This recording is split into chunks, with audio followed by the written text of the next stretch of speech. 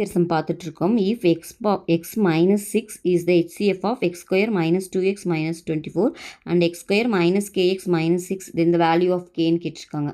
So கேவோட value கண்டுபிடிக்க சொல்கிறாங்க. என்ன கொடுத்துருக்காங்கன்னா இந்த எக்ஸ் மைனஸ் 6 வந்து ரெண்டோட ஹையஸ்ட் காமன் ஃபேக்டர்னு சொல்லியிருக்காங்க. அப்போ இந்த செகண்ட் டேர்முக்கு நம்மளுக்கு தெரியும் இது வந்து ஒரு குவாட்ராட்டிக் ஈக்குவேஷன். இது கண்டிப்பாக 2 ஃபேக்டர் இருக்குன்ட்டு. ரெண்டு ஃபேக்டரில் ஒரு ஃபேக்டர் அவங்க கொடுத்துட்டாங்க எக்ஸ் மைனஸ் 6ன்ட்டு. ஸோ இன்னொரு ஃபேக்டர் எக்ஸில் தான் ஸ்டார்ட் ஆகும், ஏன்னா எக்ஸ் ஸ்கொயர்னு இருக்கனால. ஆனால் என்னன்னு தெரியாது, அதை நான் என்னன்னு எடுத்துக்கிட்டேன். ஓகேவா? பட் உங்களை என்ன கேட்குறாங்கன்னா கேவோட வேல்யூ தான் கேட்குறாங்க. இதை நான் மல்டிப்ளை பண்ணிக்கிறேன். இந்த எக்ஸ் எடுத்து இதில் மல்டிப்ளை பண்ணிங்கன்னா என்ன ஆகும்? X square. இதை மல்டிப்ளை பண்ணிங்கன்னா என்எக்ஸ்னு ஆகிடும். இந்த மைனஸ் 6 எடுத்து மல்டிப்ளை பண்ணிங்கன்னா மைனஸ் 6x மைனஸ் 6nன்னு வரும். ஓகேவா?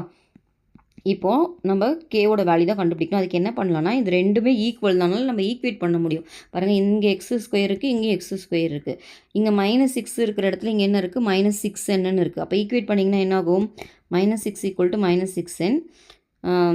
இப்போ n வேணா 1, ஏன்னா மைனஸ் 6 பை மைனஸ் 6 அப்போது 1ன்னு ஆகிடும். n கிடச்சிருச்சு. பட் அவங்க என்ன கேட்குறாங்கன்னா கே தான் கேட்குறாங்க. ஓகேவா? அதுக்கு என்ன பண்ணலான்னா எக்ஸோட கோஎஃபிஷியண்ட்டை ஈக்குவேட் பண்ணுங்கள். எக்ஸுக்கு முன்னாடி இங்கே என்ன இருக்குது? மைனஸ் கே இருக்குது. இதே ரைட் ஹேண்ட் சைடில் எக்ஸுக்கு முன்னாடி என்ன இருக்குது? n இருக்குது, மைனஸ் 6 இருக்குது. நான் என்னோடய வேல்யூ ஃபைன் பண்ணிட்டேன். என்னது? 1. அது சப்ஸ்டியூட் பண்ணால் 1 மைனஸ் 6. இப்போ minus K equal to minus 5 வருது. எனக்கு கேவோட வேல்யூ தான் வேணும். அப்போ 5. ஓகேவா? இதான் சம்மோட ஆன்சர்.